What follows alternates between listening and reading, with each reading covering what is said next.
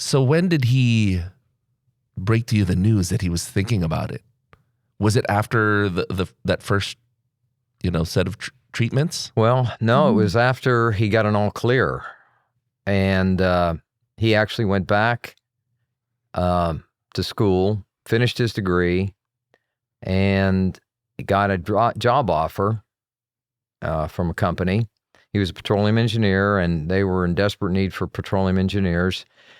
And he came home, and Sue can tell this story better, but basically he had his job offer in his hand, and I said, "Oh, is that the job offer?" And he said, "Yeah."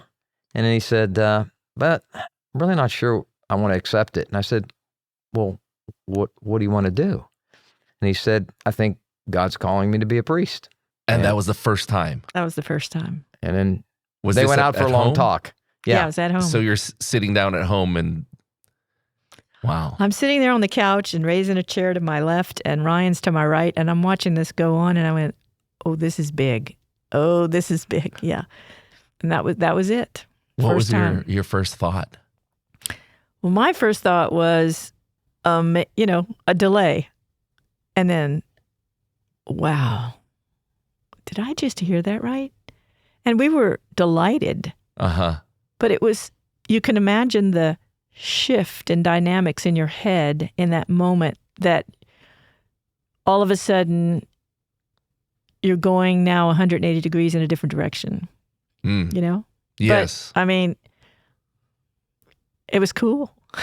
Because, as parents, you imagine what their future is going to be like, right? Yes. Oh, when they have kids or have a family, what kind of parent they're going to be. But this time you're thinking, oh, priest. Well, I'd said a follow-up question of mine was, "Son, I don't know if God really is expecting you to give your life as a priest because you won this battle with cancer." And he looked at me and he said, "Dad, it's not me wanting to do this." He said, "I'm being called." Wow. Wow. So how do you handle that, right? Yeah. But he didn't really talk to us about it. He wanted to discern it on his own. Okay. And that was some follow-up conversations months later, he just wanted to discern on his own. Do you know if he talked to your parish priest, your pastor at the time, or did he go? I don't think so. I know he was doing spiritual direction up at A&M. Okay.